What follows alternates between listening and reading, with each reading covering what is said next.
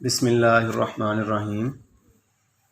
سٹے دانوں سے خالی کیوں رہ جاتے ہیں؟ گندم کی فصل میں سٹوں کے آخری دانے بہت ہی کمزور ہوتے ہیں۔ پہلے نیچے والے دانے موٹے ہوتے ہیں۔ اگر سٹا لمبائی میں زیادہ ہو تو ایسے سٹوں کا اوپر والا حصہ دانوں سے اکثر خالی رہ جاتا ہے۔ اس طرح ہم مکئی کی چھلی، مکئی کا سٹا جو ہے وہ بھی اکثر اوپر سے خالی ہی ہوتا ہے۔ تو جیسے کپاس کی ہم دوسری چنائی پہلی چنائی سے نصف، جبکہ تیسری چنائی دوسری چنائی سے نصف رہ جاتی ہے۔ تو سرسوں کا اگر ہم پودا دیکھتے ہیں تو جو نیچے والی اس کی پھلیاں ہیں ان کے اندر کم از کم 15 یا 12 دانے ہیں۔ جو بالکل اوپر والی پھلیاں ہیں ان کے اندر 6 دانے ہیں یا 5 دانے ہیں، وہ بھی بہت زیادہ باریک ہیں۔ نیچے والی پھلیوں والے دانے بہت زیادہ موٹے ہیں۔ بیجوں میں اگر فاسفورس کی مقدار کم رہ جائے تو بیجوں کا وزن کم رہ جاتا ہے۔ تو یہ وزن ہم اوپر والے جو دانے ہیں ان کا وزن بھی بڑھا سکتے ہیں۔ اصل میں پودوں پر جب بیج پھل بننے کا مرحلہ شروع ہوتا ہے، جسے ہم گندم کو گوب کی حالت کہتے ہیں، اس وقت پودوں کی غذائی ضروریات یکدم بہت زیادہ بڑھ جاتی ہیں۔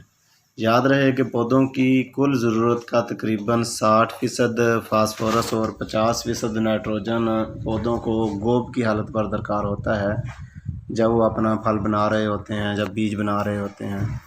جبکہ اس مرحلہ پر ہمارے اکثر کسان بھائی فاسفورسی اور نائٹروجنی کھادوں کا استعمال بالکل ہی بند کر دیتے ہیں، کیونکہ وہ اپنی DAP اور جو نائٹروجن یا یوریا وغیرہ ہے وہ گوب کی حالت سے بہت پہلے ہی دے چکے ہوتے ہیں۔ تقریباً اکثر زمیندار جو ہیں وہ بجائی کے وقت کی DAP کی مقدار مکمل کر دیتے ہیں۔ کسان بھائی 3 وجوہات کی بنا پر فصل کو گوب پر یا اس کے بعد کھاد نہیں دیتے۔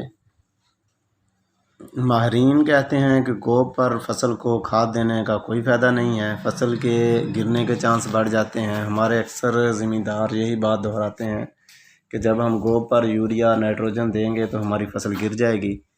تو اکثر لوگوں کی فصل گوب پر آ کر ہی گندم کی فصل گرتی ہے، کیونکہ جب وزن آتا ہے تو ہلکی سی ہوا چلنے سے یہ گر جاتی ہے۔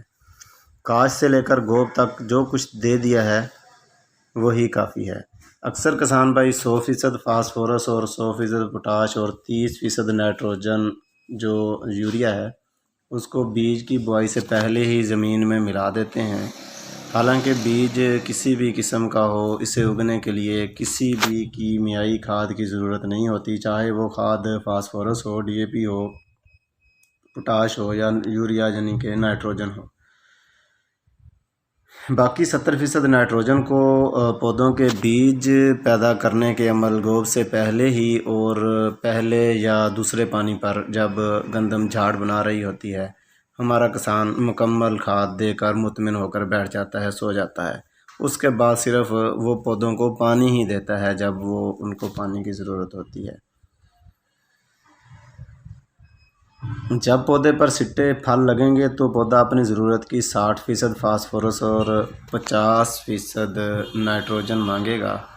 اگر ہم نے اس مرحلے پر پودے یعنی ہماری جو فصل ہے، سرسوں ہے یا سورج مکھی ہے، گندم ہے، کوئی بھی اس طرح کی فصل ہے، مکئی ہے، اس کی غذائی ضروریت جب اسے غذا کی ضرورت ہو اس وقت اس کی ضرورت پوری نہ کی تو سٹوں میں دانے کمزور بنیں گے، یا پھر سٹوں کا جو نیچے والا حصہ ہے وہ اوپری حصہ نیچے والا حصہ دانوں سے بھر جائے گا، دانوں کی شکل، سائز، رنگت بالکل ٹھیک ہوگا، وزن بھی اچھا ہوگا۔ جو اوپری حصہ ہے وہاں خوراک کی کمی کی وجہ سے وہ بالکل کمزور رہ جائے گا، چھوٹا رہ جائے گا، یا پھر ہم اکثر دیکھتے ہیں کہ وہ اوپر والا جو حصہ ہے دانوں سے بالکل ہی خالی رہ جاتا ہے۔ تو تھوڑی سی محنت اور توجہ دینے کے بعد ہم اپنی پیداوار میں اضافہ بھی ممکن بنا سکتے ہیں اور اپنی پیداوار کو بڑھا بھی سکتے ہیں۔ اپنے سٹے کے اندر جتنے بھی دانے ہیں یا جو بھی سٹے کا سائز ہے تو اس میں یکساں وزن اور یکساں سائز کے دانے بھی حاصل کر سکتے ہیں۔ اس کے لیے صرف ہمیں تھوڑی سی تبدیلی کرنی پڑے گی، اپنی سوچ کو چینج کرنا پڑے گا، تبدیل کرنا پڑے گا کہ ہم نے پودے کو کون سی کھاد کس وقت پر دینی ہے۔ تو ہمارے ہاں صرف بے وقتی کھادیں دے کر ہم اپنا پیسے کا بھی نقصان کرتے ہیں اور اپنی پیداوار کا بھی نقصان کر لیتے ہیں۔ جو آدھی سے بھی کم رہ جاتی ہے، کیونکہ جوانی کی حالت میں جب وہ اپنا بیج پھل بنا رہا ہوتا ہے پودا، تو اس وقت اس کو صرف اور صرف پانی پر ہی وہ بیچارے کا گزارا کرایا جاتا ہے، نہ کہ اسے خوراک کی ضرورت ہے وہ دی جائے۔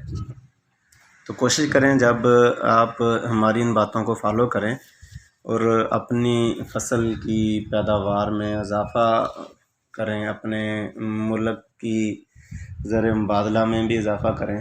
یہ کوئی مشکل کام نہیں ہے، صرف تھوڑا سا سوچنے والی بات ہے کہ کون سی کھاد آپ نے کس وقت دینی ہے اور کتنی دینی ہے۔